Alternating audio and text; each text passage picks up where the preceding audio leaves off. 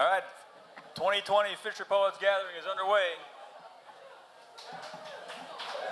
I think we got our net in the water first over there. So thanks. I'm John Broderick, and my buddy Jay Speakman's here tonight to introduce our friends and some people we don't even know yet. And so thanks for coming. These folks have come from. We've got folks from Hawaii. Jen came from Belgium. Of course, Alaskans and East Coast folks like Rhode Island and Massachusetts. And you perhaps have come from a long ways away too. Or maybe you live here. Anyway, it's great to be together. Thanks for coming to the 23rd Fisher Poets Gathering. It started right here in this room 23 years ago. And it's fun to see you. Hey, I'm just curious, would anybody here 23 years ago besides me? Yeah. Hey, that's wonderful. Thank you. 13 is a good fraction of that. Well, coming down from Indianola is Margaret Mamie Doyle, who was married to a fishing family in Kodiak for a long time and comes from a British Columbia family. And she's got books in the bookstore and has a lovely story called Fisherman's Quilt. But she's come down to join us from Indianola this time. Thanks for joining us.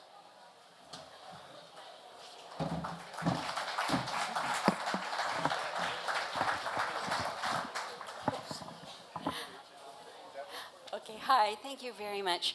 I am really glad to be here at Fisher Poets again. The first time I came, I think was 2006, at the invitation of John Van Amerongen, who at the time was editor of Pacific Fisherman. I think that was the West Coast version of National Fisherman. But anyway, I've just always really enjoyed myself at Fisher Poets Gathering, so I'm delighted to be back. Thank you. I think I'm okay, thank you. So my first poem, I just want to say that my book is called The Fisherman's Quilt, and it's a novel based on my years up in Kodiak, Alaska, when I was married to a commercial crab fisherman. And it's, I often say it's the story from the home front of the fishing life. But anyway, my poem tonight is called Navigating Alaska, I Get More. I know how to navigate the streets of Astoria. I know that the wood-planked dock to Pier 39 will hold my car, but I'm glad my car is not a Hummer. I make it to the first event, an art show of photographs and drawings and knives, poetry of other fisher folk. I buy a handmade ulu, a present for my saw and hammer mate, and gladly shake the hands of the fingerless knife maker. I'm happy that I do not have to dress up, that I am comfortable and that I can flirt with all, because all flirting is letting people know you're happy to be with them. This old jacket worn once last year had money in every pocket. I find more cash every time I dig into my pocket. I give some away and then I get more than I give away. I'm free to write songs and poetry among other people who love words. I'm learning to protest consumption among those who are uncomfortably driven by conscience.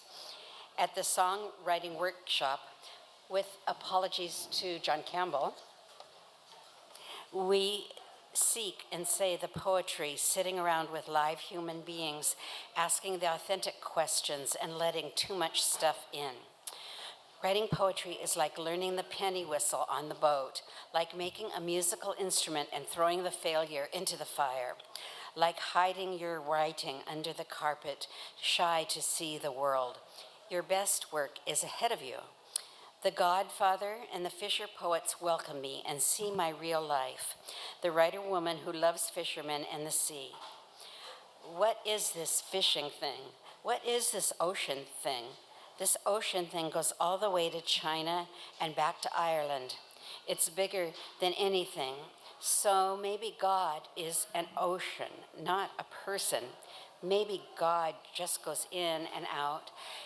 And sometimes God gives you fish and motion and life, and sometimes God drowns you and takes you from those you love and those that say, I love you. I say my poems out loud to myself, marking time. I go to read at the Voodoo Room. It's warm and dark and smells good of pizza bread and a slight tang. The poet before me, a plump old man, he fell overboard in a storm, but he climbed back aboard and slept against his dog's flank until his boat is beached and he's rescued by two women who warm him, sleeping naked on each side of him. At least that's what they tell him, but he doesn't remember. Girls of the new generation, still fishermen, take over the poetry. Yes, they too are tough and wild and decent and artists, fisher poets. I take the crowd and read my poems, my introductions work. And I say to the world, not like a blue-stocking virgin poet, but like a modest woman who's laying bare in her plain and simple self the everyday laughter, pain, and simple wishes. The audience responds to my work with ahs and applause, and then I trump myself with my latest poem, The Letter, based on the painting by Mary Cassatt of the wanton longings of a demure woman. Remember the lost and the waiting, hoping there's a future for the ocean and our children. We see the drunken, misguided hag stumble crossing the road as we wander through the dark, all the mystery defined by songs and work.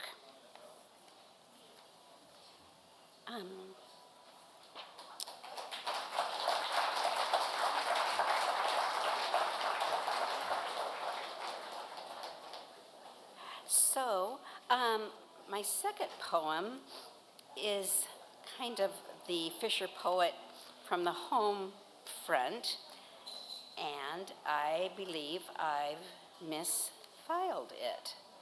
So you get you don't get to hear that tonight.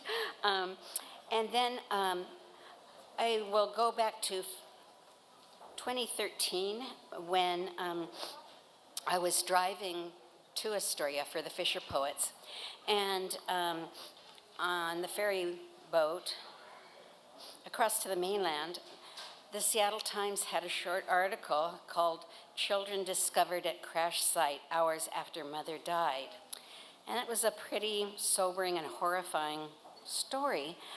And then when I got to Astoria, I saw in the paper, the Doyle-Astorian, this story, Commute Morphs into Rescue, about the two fishermen who came across this crash site and rescued the two little girls and took them to the hospital, where I'm glad to say they survived.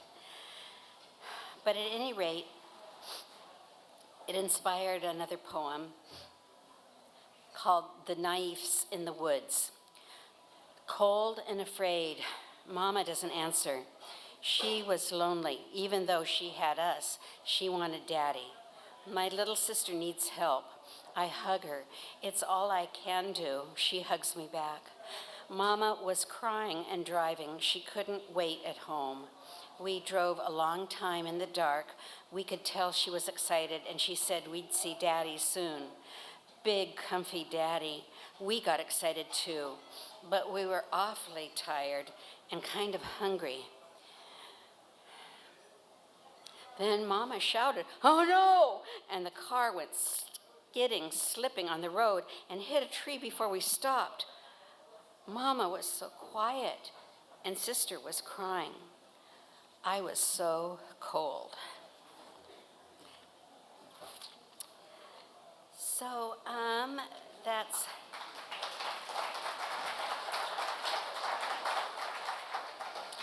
kind of two of the poems inspired by Fisher poets. And then the next one, Daily I Fall in Love with Fishermen, was inspired from a poem called Daily I Fall in Love with Waitresses by Elliot Freed, which in turn promoted Daily I Fall in Love with Mechanics by Susan Thurston. So anyway, here's my version. Daily I fall in love with fishermen. with their Carhartt tuxedos and diesel perfume and expensive waterproof boots. I love how they leap from dock to deck, their sea dog legs taking flight like fat frogs. I feel their muscle-bound shoulders strong and unfailing as the wailing wall, their fingers roughly crocheting and embroidering the nets and traps that strain with the health of the catch. The hitch in their get-along from past missteps and broken leaps.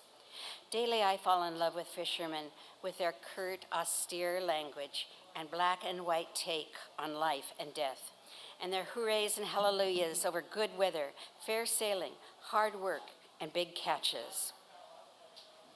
I love how they treat their friends with blind bon ami, the comradeship of the straightforward in the inarticulate, all-powerful sea.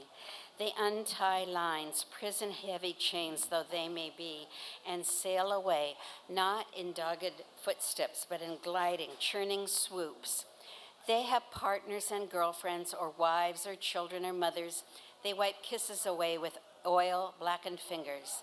They know that unlike time and tide, the girlfriends and partners and wives and children and mothers will wait and give their men to the sea, patience being the perfect prayer. Daily, I fall in love with fishermen, their cigarettes dangling from muttering mouths, the smoke squinting their eyes, always giving backhand homage to never-ending pain. Daily, I fall in love with fishermen. They are cavemen and poets, living real life and dreaming of a better one, and they always leave something more to want.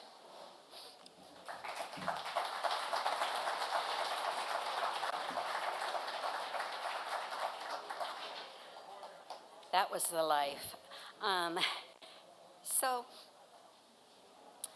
another time at Fisher Poets, a man was talking about how he feels when, the melancholy he feels when his boat is returning to port. So I took that and wrote, "When I see land. I feel sad when I see land. The sea is a jealous mistress. Her revenge is boundless. Did you ignorantly slight her? She will swallow you up and spit you out lifeless.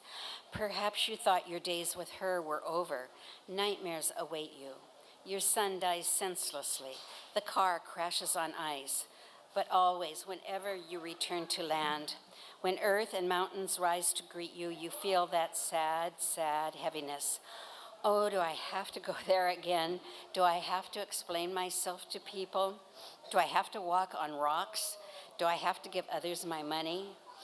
Women, children cling to me, unlike my beautiful sea that slips through my grasp, be it tight or loose. The sea is the only woman who never asks me for money. All she wants is my life."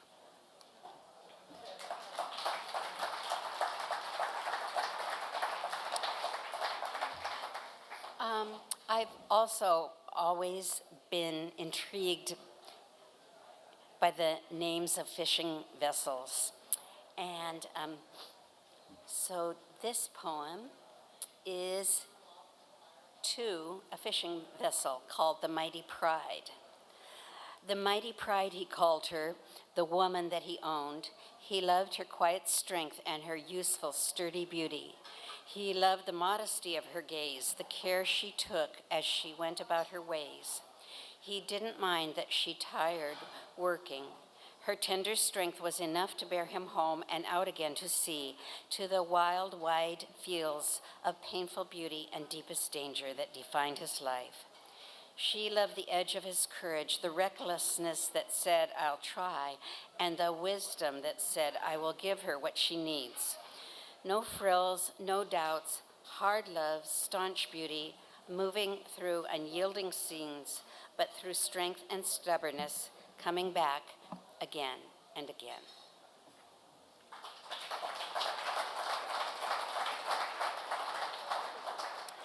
And with that, I will just remind you that at the shack, oh my gosh,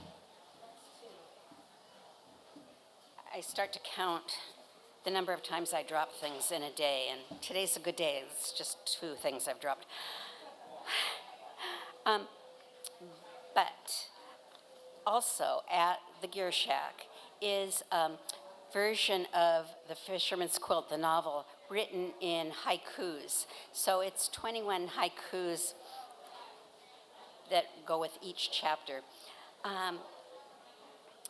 And the last poem I'll read today is The Letter. Don't drop anything more.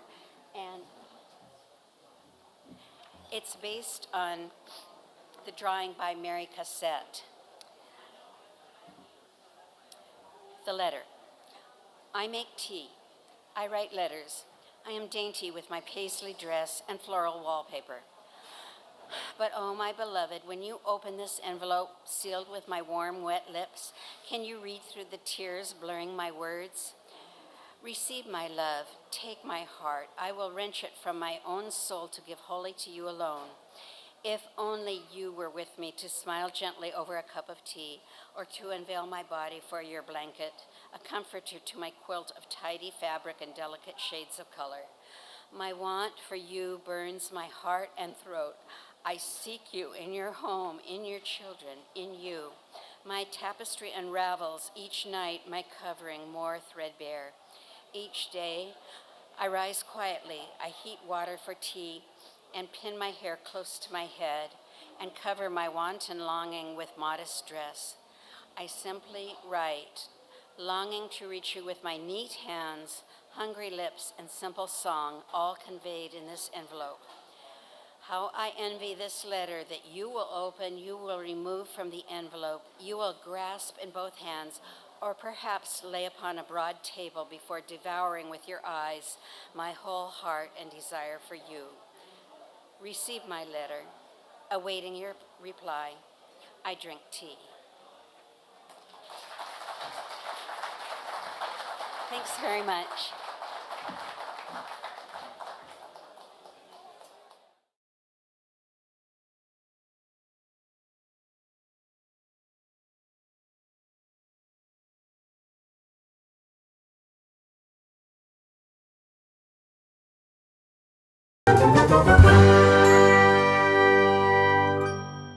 And who do we have here? My name is Liza McQuaid.